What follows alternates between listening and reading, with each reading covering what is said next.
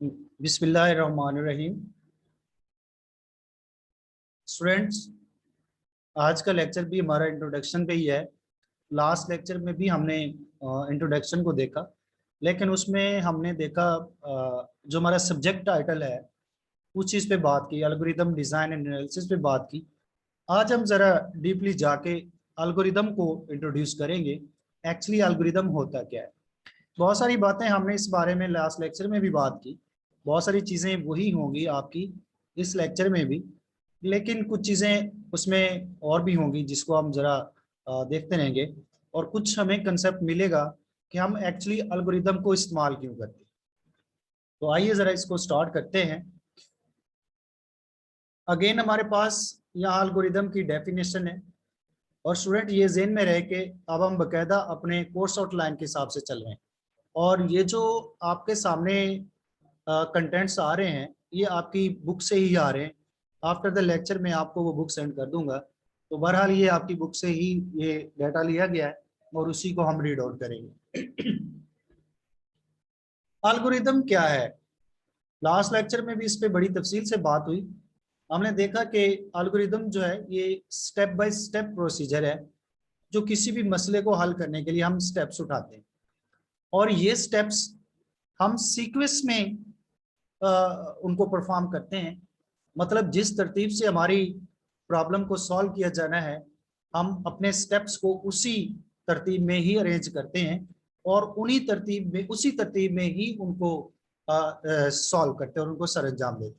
तो इस तरीके से हमारी जो प्रॉब्लम है वो सॉल्व हो जाती है। यानी एल्गोरिदम जो है ये स्टेप बाय स्टेप प्रोसीजर है किसी भी मसले को हल करने के लिए।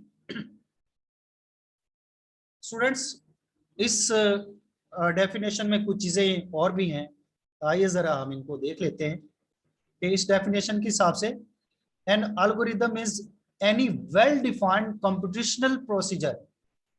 स्टूडेंट्स, यहाँ पे कंप्यूटेशनल एक लफ्ज आ गया, हम इसको जरा लाजमी तौर पे डिफाइन करेंगे।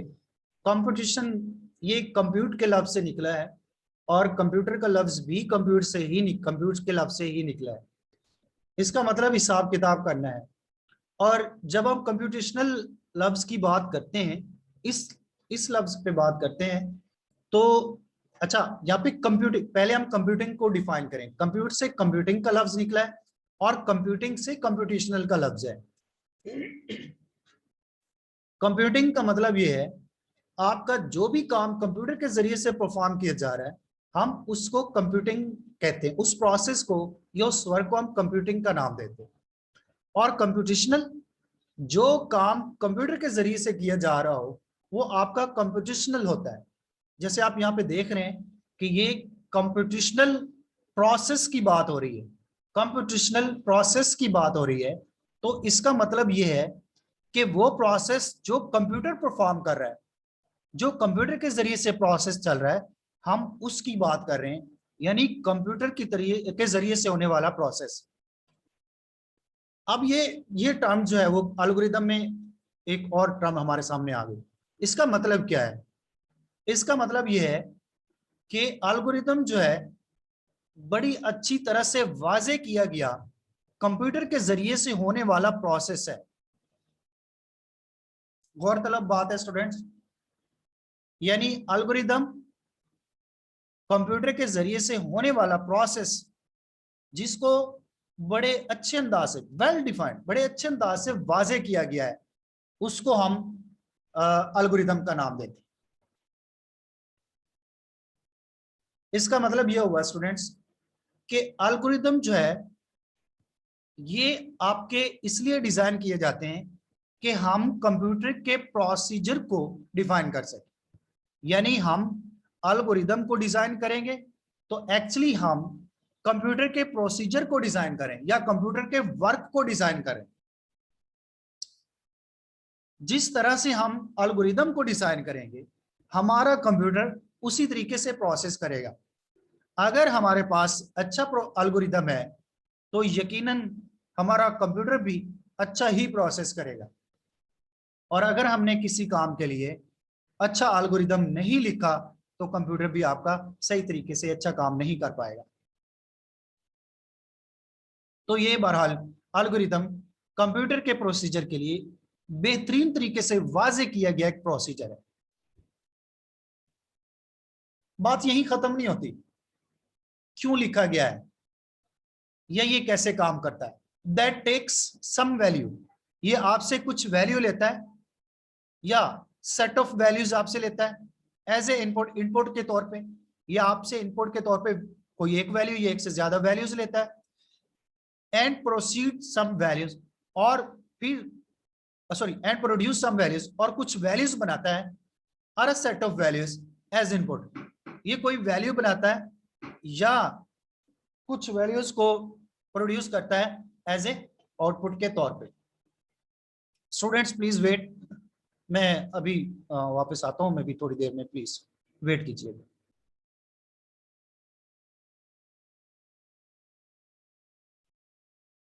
सॉरी स्टूडेंट्स, कुछ मुझे रुकना पड़ा। तो बात हो रही थी एल्गोरिदम की, यानी ये आपसे कोई एक वैल्यू या एक से ज्यादा वैल्यूज एज ए इनपुट लेगा और आपको कोई एक वैल्यू या एक से ज्यादा values as a input output भी देगा। अच्छा, यह बात अगर आप देखें तो जैसे इनपुट तो कंप्यूटर में होती है और आउटपुट भी हमें कंप्यूटर ही देता है, तो फिर एल्गोरिदम कौन सी इनपुट ले रहा है और कौन सी आउटपुट दे रहा है। स्टूडेंट्स, जैसे मैंने अभी आपसे बात की कि एक्चुअली हम एल्गोरिदम को डिजाइन करने का मतलब ये है कि हम कंप्यूटर के लिए प्रोग्राम डिजाइन करें या कंप्यूटर के लिए प्रोसीजर डिजाइन करें। तो इसका मतलब ये हुआ कि एल्गोरिदम ही बेसिक एक बुनियाद है जो हमारे कंप्यूटर के प्रोसीजर को डिफाइन कर रही है। हम उसी एल्गोरिदम को सामने रखते हुए ही प्रोग्राम लिखते हैं और कंप्यूटर को इनपुट देते हैं और वो हमें आउटपुट देता है। सेम वैसी इनपुट हम देंगे जो हमने एल्गोरिदम को इनपुट देनी है और फिर हमें आउटपुट मिलनी है, वैसी ही हमें आउटपुट मिलेगी। तो लिहाजा बहरहाल ये एक काबिल फहम बात है, इसको ज़हन में रखिए। Next, an algorithm is thus a sequence of computational steps. Computational steps, students वही बात आ गई कि एल्गोरिदम एक्चुअली वो स्टेप्स हैं जो कंप्यूटर स्टेप्स उठाता है किसी भी मसले को हल करने के लिए या इनपुट को आउटपुट में ट्रांसफर करने के लिए। जो स्टेप्स कंप्यूटर उठा रहा है वो ही स्टेप्स एल्गोरिदम में डिफाइन किए जाते हैं। तो इस तरह से एल्गोरिदम जो है ये कंप्यूटेशनल स्टेप्स का सीक्वेंस है, कंप्यूटेशनल स्टेप्स का सीक्वेंस है। सीक्वेंस पे काफी बात हो चुकी है स्टूडेंट्स, आप इसको भी अच्छी तरह से समझ चुके होंगे कि हम एक्चुअली एल्गोरिदम में जो स्टेप्स डिफाइन करते हैं वो उसी तरतीब में डिफाइन करते हैं जिस तरतीब में ये लिखे गए होते हैं। हम उनको किसी और तरतीब से डिफाइन नहीं कर सकेंगे, ये चीज लाजमी। सर जी सर, काइंडली हनान को ऐड कर ले। हो गया ऐड, हो चुका है ऐड, हनान को मैंने कर दिया। An algorithm as a tool for solving a well specified computational problem. Students बात वही चल रही है, इसमें कोई नई चीज नहीं है, उसी बात को किसी और अंदाज में बयान किया जा रहा है कि एल्गोरिदम जो है ये एक टूल है किसी कंप्यूटेशनल प्रॉब्लम को सॉल्व करने के लिए। ये एक टूल है, यानी वो प्रॉब्लम जिसको कंप्यूटर ने सॉल्व करना है उसको आप इस एल्गोरिदम के टूल के जरिए से सॉल्व कर सकते हैं। तो students, this is the algorithm. आइए यहाँ पे हम एक एग्जांपल को डिस्कस करते हैं। हमने अभी बात कर रहे थे कि एल्गोरिदम हमसे इनपुट लेगा और हमें आउटपुट देगा। तो इनपुट कैसी होगी, आउटपुट हमें कैसी मिलेगी, यहाँ एक एग्जांपल है। हम एक्चुअली प्रैक्टिकली हम इस चीज को नहीं देख रहे, हम जरा कंसेप्चुअली या थ्योरेटिकली हम इस चीज को देख रहे हैं। तो यहाँ पे देखिए, फॉर एग्जांपल आपके पास कुछ नंबर हैं जो कि डिक्रीजिंग ऑर्डर में नहीं है। मीन पहले छोटी वैल्यू है, फिर उससे बड़ी वैल्यू है, फिर उससे बड़ी वैल्यू है, यानी आपके नंबर्स असेंडिंग ऑर्डर में है, डिसेंडिंग ऑर्डर में नहीं है। यहाँ पे उसने बात की है कि one might need to sort a sequence of number into a non-decreasing order. Non-decreasing order का मतलब आपके पास जो वैल्यूज हैं वो असेंडिंग ऑर्डर में है। अब असेंडिंग ऑर्डर में आप जानते हैं पहले छोटी वैल्यू, फिर उससे बड़ी, फिर उससे बड़ी, सो ऐसे लास्ट पे आपके पास सबसे बड़ी वैल्यू है।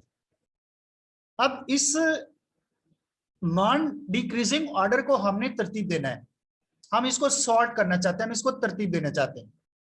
पहले ऑलरेडी ये तरतीब में नहीं है वैल्यूज, ये नंबर जो है ये नहीं है तरतीब में, हमने इनको तरतीब देनी है और ये हमारे सामने एक प्रॉब्लम है, एक टास्क है।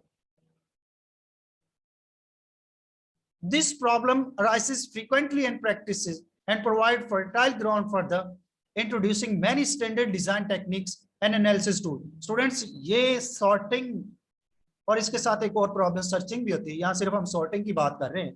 ये सर्चिंग सॉर्टिंग जो है ये आप लोगों ने डिस्कस की होगी, ये बहुत कॉमन सी प्रॉब्लम्स हैं और आपकी प्रोग्रामिंग के अंदर स्पेशली जब आप अरेज वगैरह को डिस्कस करते हैं तो वहां पे ये आपके सामने प्रॉब्लम्स आती हैं और ये मोस्टली एप्लीकेशंस में ये आपके सामने आती हैं और इनको सॉल्व करने के लिए मुख्तलिफ टेक्निक्स भी हैं। जैसे आप सब बाइनरी सर्च की बात करें तो सिक्वेशनल सर्च है, बाइनरी सर्च है, सॉरी सर्चिंग की बात करें तो बाइनरी सर्च, सिक्वेशनल सर्च है, ऐसे इसी तरह आपकी सॉर्टिंग भी डिफरेंट टेक्निक्स आपकी यूज की जाती है। तो बहरहाल ये एक प्रॉब्लम है। अब यहाँ हम देखेंगे कि हमारी इनपुट क्या है, इस प्रॉब्लम में हमारे पास इनपुट क्या है और इसमें हमारे पास आउटपुट क्या है। आइए जरा हम इसको देखते हैं। Here is how we formally define the sorting problem. यहां देखिए इनपुट क्या है, a sequence of n numbers. Student ये इंपॉर्टेंट टर्म है, n numbers. हम जितने भी एल्गोरिथम डिफाइन करेंगे, उनको डिजाइन करेंगे, वहां पे हम n नंबर्स को लाजमी तौर पे सामने रखेंगे। ये एक्चुअली हमारी इनपुट है, ये वो नंबर्स हैं जिनको आप सॉर्ट करना चाहते हैं और ये अनसॉर्टेड ऑर्डर में है और ये हैं भी आपके असेंडिंग ऑर्डर में, हम इनको सॉर्ट करना चाहते हैं। ये वही नंबर्स हैं और ये वही हमारी इनपुट है। आप यहां देखिएगा इनको A1 A2 सो ऑन चलते हुए AN, N का मतलब है कि नंबर ऑफ इनपुट्स हैं आपकी, जितनी भी आपकी इनपुट्स हैं 5 है 10 है 15 जितनी भी है, लास्ट पे आपका वो आ जाएगा। ये आपके पास इनपुट है। अब हमारे पास आउटपुट क्या है, अब परमुटेशन आप जानते हैं, मैथमेटिकली आपके सामने ये चीजें आती रहती हैं। हम इसको शॉर्ट अगर हम कंप्यूटर में देखें तो रीऑर्डरिंग, ये एक हमारे सामने हमारी जो इनपुट है वो उसको दोबारा ऑर्डर में कर दिया गया है, उसको दोबारा तरतीब में कर दिया गया, हम उसको परमुटेशन का नाम दे रहे हैं। ये एक्चुअली हमारे पास रीऑर्डरिंग, ये वो इनपुट की वो तरतीब है जिसको हमने ऑर्डर कर दिया, उसको दोबारा किसी और तरतीब में कर दिया है, पहले वाली तरतीब से हटा के हमने उसको किसी और तरतीब में कर दिया है। अब ये हमारे पास आउटपुट है, इसमें भी आप देख रहे हैं A1 A2 और लास्ट पे AN। अब स्टूडेंट यहाँ आपके सामने क्वेश्चन रेज हो सकता है कि ये इनपुट में भी आपके पास वही तरतीब है और आउटपुट में भी आपके पास वही तरतीब है। स्टूडेंट्स ये वो तरतीब नहीं है जो यहाँ आपके पास आउटपुट में आ रही है, ये इनपुट वाली तरतीब नहीं है। कैसे नहीं है, आप यहाँ देखिए, जैसे such that A1 less than or equal to A2 and A2 less than or equal to AN। अगर आप इस मैथमेटिकल रिप्रेजेंटेशन को अगर आप गौर से देखें या इस एक्सप्रेशन को अगर आप गौर से देखें, चलाओ मला एकदम दस यार शायद हो है सुबह कितना मैं भाई यार तुम क्यों फारा करना मैं यार तुम क्यों सिफारा करना। ये माइक किसका ओपन है प्लीज स्टूडेंट्स, काइंडली माइक को ऑफ रखें, हम लेक्चर नहीं पढ़ पाएंगे। और ये algorithm and design and analysis ज़हन में रखना, ये थोड़ा टफ सब्जेक्ट भी है। अगर आपको शुरू के लेक्चर्स की समझ ना आई तो फिर देन आगे फर्दर प्रॉब्लम रहेगी। आप यहाँ देख रहे हैं मैथमेटिकली चीज़ें आपके सामने आ रही हैं और एक्सप्रेशंस हैं, नोटेशंस भी आपके सामने आएंगी। अपने लेक्चर्स, अपने माइक्स को प्लीज काइंडली रिक्वेस्ट है मेरी, इनको ऑफ रखें और इस इन लेक्चर्स को सुने। अभी अगले अगले लेक्चर में हमारे सामने बकायदा कंपटीशन आ जाएगी, तो शुरू से ही काम जो है वो टफ होता जाएगा, इसलिए गौर से लेक्चर सुने ये प्लीज। मैं आपको समझाना चाह रहा था कि A1 less than or equal to A2 and A2 less than or equal to AN। इसको अगर आप गौर से देखें तो इसका मतलब ये बनता है कि A1 या तो छोटा हो या बराबर हो A2 के, और A2 या तो छोटा हो या बराबर हो नेक्स्ट नंबर के, और इस तरह बात चलते चलते जो लास्ट नंबर है वो आपका बड़ा नंबर होगा। इसको हम देखें तो ये हमारे पास ये असेंडिंग ऑर्डर में हमें ये आउटपुट नजर आ रही है, यानी ये जो आउटपुट है ये आपकी असेंडिंग ऑर्डर में है। A1 छोटा है A2 से, A2 छोटा है नेक्स्ट नंबर से, और नेक्स्ट नंबर छोटा है लास्ट नंबर से। तो इस तरीके से ये हमारी एक असेंडिंग ऑर्डर और बल्कि रीऑर्डरिंग होके असेंडिंग ऑर्डर में हमें आउटपुट मिल रही है। हमारे एल्गोरिदम ने यही करना है। हम एल्गोरिदम को अनसॉर्टेड इनपुट देंगे और वो हमें सॉर्टेड आउटपुट देगा। अब यहाँ तो हम असेंडिंग ऑर्डर में ले रहे हैं उसको, ये जरूरी नहीं कि आप असेंडिंग ऑर्डर में लें, आप उसको डिसेंडिंग ऑर्डर में भी ले सकते हैं। तो इसलिए इनपुट और आउटपुट ये दो चीजें आपके एल्गोरिदम में लाजमी आपके सामने आएंगी। जब भी आप एल्गोरिदम को डिजाइन करने बैठेंगे तो आपने इनपुट पे फोकस होना है और आउटपुट पे फोकस होना है। सर जी जी जी सुमेर जी, अगर जिस तरह आप नहीं जुबैर बात कर रहा हूं। जी जुबैर जी, आप कह रहे हैं कि A1 मतलब A2 से छोटा हो या बराबर हो। सर जी, अगर इसी तरह नंबर वाइज होगा फिर सर जी इक्वल तो नहीं हो सकता ना ये इसके पिछले नंबर के? जुबैर आपकी आवाज नहीं आ रही, प्लीज थोड़ा सा ऊंचा बोलिएगा। सर जी, मैं कह रहा हूँ जिस तरह आप कह रहे हैं कि एक तरतीब के हिसाब से होगा, सर जी फिर तो लेस देन ही हो सकता ना, इक्वल कैसे हो सकता है फिर? इक्वल भी हो सकता है ना, ये आगे आ रही है अगली स्लाइड पे मैं आपको दिखाता हूँ। बाज ऐसा भी होता है ना कि आपकी आउटपुट में दो सेम नंबर भी आ जाएं, ये भी तो जरूरी होता है। जरूरी नहीं है कि आप डिफरेंट नंबर दें, एक जैसी भी दो आउटपुट दे सकते, इनपुट दे सकते हैं, तो फिर दोनों को इक्वल रखा जाएगा, एक ही तरतीब में रखा जाए। ये अगली स्लाइड पे आपके आंसर को मिल जाएगा, आपको अपने क्वेश्चन का आंसर मिल जाएगा। ये देखिए आप यहाँ पे देख रहे होंगे कि जैसे यहाँ पे 41 है और फिर दूसरी इनपुट भी आपके पास 41 है। सॉरी, यहाँ पे आप देखें, जैसे इनपुट में आप देखें यहाँ पे भी 41 है और यहाँ पे भी 41 है। अब ये दो नंबर जो है हमारे पास इक्वल आ गए हैं। हमने जब हमारा एल्गोरिदम काम करेगा और हमें आउटपुट देगा तो ये दोनों नंबर जो है चूंकि बराबर है तो लिहाजा दोनों को से साथ साथ रखा है, इसलिए वो इक्वल की बात हो रही थी।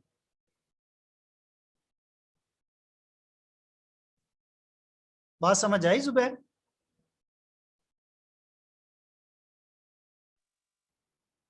हाँ जी सर जी। समझ आ गई आपको या दोबारा मैं प्लीज समझाऊं?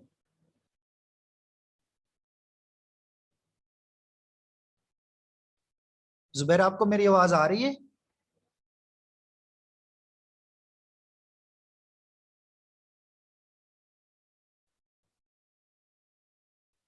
चलें जी, यहाँ पे मैं इसी चीज को दोबारा एक्सप्लेन कर देता हूँ जैसे जुबैर ने क्वेश्चन किया हमसे, तो आप इसको समझिएगा। फॉर एग्जांपल हमने अपने एल्गोरिदम को इनपुट दी 31, 41, 59, 26, 41 एंड 58। ये हमने अपने एल्गोरिदम को इनपुट दी और हमारा एल्गोरिदम, ये ज़हन में रहे कि हमारा एल्गोरिदम जो है वो सॉर्टिंग एल्गोरिदम है। सॉर्टिंग, उसने सॉर्टिंग आप जानते हैं, तरतीब दे रहा है, वो तरतीब दे रहा है और हमें आउटपुट दे रहा है सीक्वेंस में ये 26, 31, 41, 41, 58 एंड 59, हमें ये आउटपुट दे रहा है। अब इसमें आप देख लें कि ये आपकी एक तो तरतीब में आ गई है आपकी आउटपुट, और दूसरा आपकी असेंडिंग ऑर्डर में, जैसे उसने कहा था नॉन डिक्रीजिंग ऑर्डर है, तो ये वही है आपका असेंडिंग ऑर्डर में जो है वो उसने इसको तरतीब दे दिया। अब हमने किस चीज पे फोकस होना है? ये तो हमें एल्गोरिदम आउटपुट दे देगा, इनपुट भी ले लेगा, आउटपुट भी दे देगा। हमने जो फोकस होना है, हमने अपने एल्गोरिदम के डिजाइन पे फोकस होना है। और जब उस पे फोकस होना है तो हमने अपनी इनपुट और आउटपुट को सामने रखना है। हम इनपुट क्या दे रहे हैं और हमें एल्गोरिदम ने आउटपुट क्या देनी है। अब जैसे फॉर एग्जांपल यहाँ पे हम आउटपुट ले रहे हैं असेंडिंग ऑर्डर में, तरतीब होके हमारे पास इनपुट आ जाए, ये हमारी रिक्वायरमेंट है। तो हमें एल्गोरिदम को जब डिजाइन करना तो उसको ऐसा ही प्रोसीजर देना है कि वो हमें हमारी इनपुट को असेंडिंग ऑर्डर में तरतीब करके दे। ये ना हो कि हम उससे काम तो असेंडिंग ऑर्डर में करवाना चाहते हैं लेकिन वो आपको आउटपुट दे रहा हो डिसेंडिंग ऑर्डर में। ये नहीं होना चाहिए। आपको एल्गोरिदम को जब आप डिजाइन करेंगे तो आप इस चीज पे लाजमी तौर पे फोकस्ड रहेंगे कि हमारी इनपुट क्या है और हम उसको आउटपुट क्या ले रहे हैं उससे। आइए स्टूडेंट्स, यहाँ पे इनपुट भी को भी कुछ नाम दिया गया है। Such an input sequence is called instance of the sorting problem. अब यहाँ पे हमारे पास जो इनपुट है ये हमारे पास इंस्टेंस है। स्टूडेंट्स, आप इंस्टेंस के बारे में जानते होंगे, ये इसका बेहतरीन कंसेप्ट आपको डेटाबेस में मिल जाता है। इंस्टेंस क्या होता है, या आपकी प्रोग्रामिंग में भी आपको इसका इंस्टेंशिएशन का लफ्ज आपने शायद सुना होगा, पढ़ा होगा, वहां पे भी आपको इसका कंसेप्ट होगा। किसी हम एक जूस को जो है वो किसी पॉड को किसी भी क्लास के एक एलिमेंट को हम इंस्टेंस का नाम दे सकते हैं। तो यहाँ पे हमारे पास जो इनपुट है जो हम अपने एल्गोरिदम को दे रहे हैं ये हमारे पास एक इंस्टेंस है।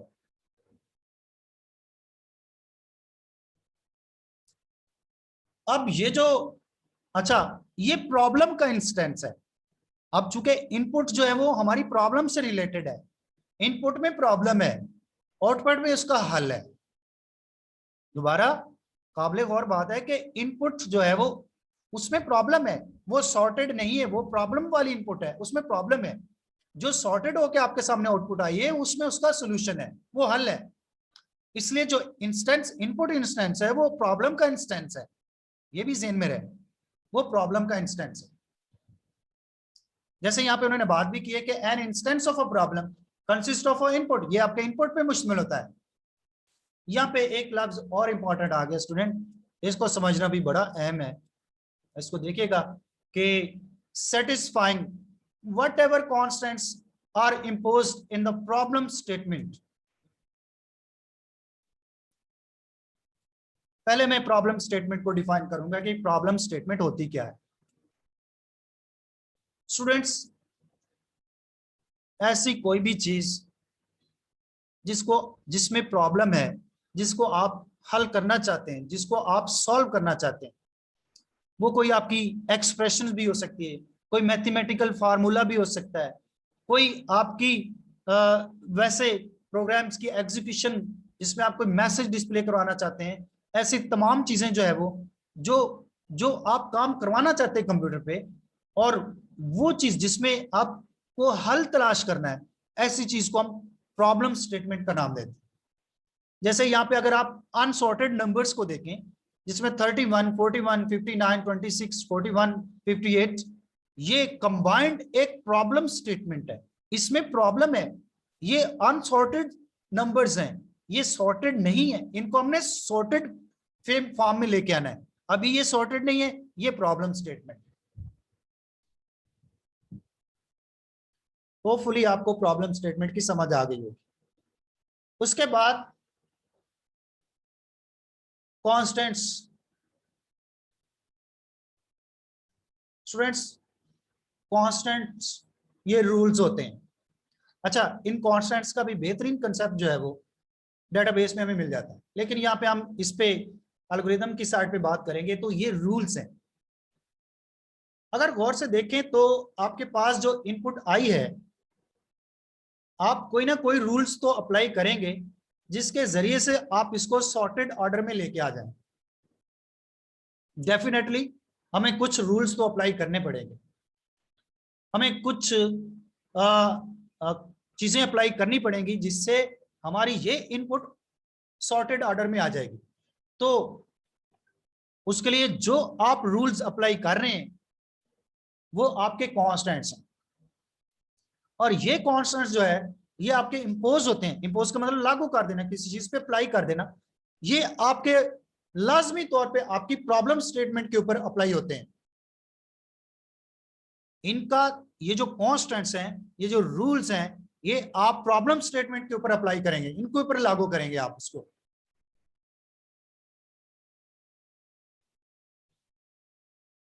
तो इंस्टेंस ऑफ अ प्रॉब्लम ये इनपुट पे मुश्तमिल होता है और इसको हम कंप्यूट करके इसको सॉल्यूशन में लेके आते हैं, और यही स्टूडेंट हमारे एल्गोरिदम का काम है।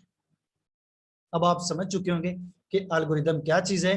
हम एल्गोरिदम को इनपुट देते हैं जो कि प्रॉब्लम स्टेटमेंट होती है, और फिर वो हमें एल्गोरिदम इस प्रॉब्लम स्टेटमेंट्स के ऊपर कॉन्स्टेंट्स अप्लाई करके हमें आउटपुट दे देता है। तो दिस इज द एल्गोरिदम।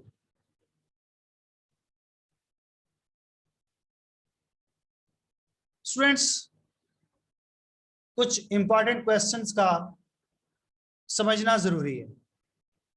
ये वो बातें हैं जो पीछे लास्ट लेक्चर में भी मैंने आपके सामने रखी थी। अब यह जरा थोड़ी सी डिटेल के साथ इसके ऊपर बात होगी, गौर से सुनिएगा, गौर से इसको समझ लीजिए। हम यहाँ पे सॉर्टिंग को ही ले लेते, जैसे यहाँ पे हमने एज एग्जांपल सॉर्टिंग की बात की, तो हम इसी को लेके चलते हैं। यहाँ पे कुछ क्वेश्चन हमारे जहन में आते हैं। Sorting is a fundamental operation the computer science. ये आपके कंप्यूटर साइंसेस में एक बहुत बुनियादी काम है, एक बहुत बुनियादी स्टेप है। Many programs use it as a intermediate step, और ये इंटरमीडिएट स्टेप्स के तौर पे यूज होता है। डेफिनेटली इनपुट ली वो एक काम है, उसके बाद सॉर्टिंग का काम हुआ, ये दरमियान में आ गया, और उसके बाद हमें आउटपुट डिस्प्ले, ये तीसरा काम हो गया, ये तीसरा ऑपरेशन हो गया। तो दरमियान में आपका ये सॉर्टिंग काम हो रहा है। And as a result a large number of good sorting algorithm has been developed. और ये भी ध्यान में रखें कि अब तक बहुत सारे सॉर्टिंग एल्गोरिथम बनाए जा चुके हैं जो बहुत अच्छा काम करते हैं। अब सवाल ये आता है कि जब एक एल्गोरिथम ऑलरेडी सॉर्टिंग का काम कर रहा है, तो हमें दूसरा एल्गोरिथम लिखने की क्यों जरूरत पड़ी, या हमें दूसरा एल्गोरिथम डिजाइन करने की जरूरत ही क्यों पड़ी?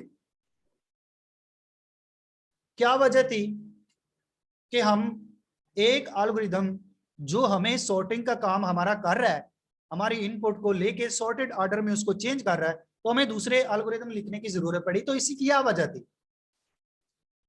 ये कुछ क्वेश्चंस हैं स्टूडेंट्स, इनको समझना, अगर हमें इनकी समझ आ गई तो इंशाल्लाह हम समझ जाएंगे कि हम एल्गोरिथम को डिजाइन क्यों करते हैं। Which algorithm is best for given application depend upon। यहाँ गिवन एप्लीकेशन, हम जो काम करना चाहते हैं वो हमारी एप्लीकेशन। फॉर एग्जांपल हम सॉर्टिंग का काम कर रहे हैं, ये हमारी एप्लीकेशन है, हम सॉर्टिंग का काम कर रहे हैं। अब इस सॉर्टिंग के लिए कौन सा एल्गोरिथम बेस्ट है, बेहतर है? अब फॉर एग्जांपल आपने दो एल्गोरिथम लिखे, एक भी सॉर्टिंग का काम कर रहा है, दूसरा भी सॉर्टिंग का काम कर रहा है। तो देखना यह है कि इन दो में से बेहतर कौन सा है। अब ये कैसे पता चलेगा? इसलिए कुछ हमारे पास फैक्टर्स हैं जिनको अगर हम समझ लें तो हमें पता चल जाएगा कि हमारा एल्गोरिथम कौन सा बेस्ट है। आइए देखते हैं। The number of input to be sorted. एक बात तो यह है कि हम इस चीज से भी पता लगा सकते हैं कि कौन सा एल्गोरिथम बेहतर है, वो हम नंबर ऑफ इनपुट के जरिए से पता लगा सकते हैं। ये वो इनपुट है जो हम एल्गोरिथम को दे रहे हैं कि हमारे इस इनपुट को आउटपुट में, और वो भी सॉर्टेड ऑर्डर में तरतीब दे के हमें आउटपुट दिखाओ।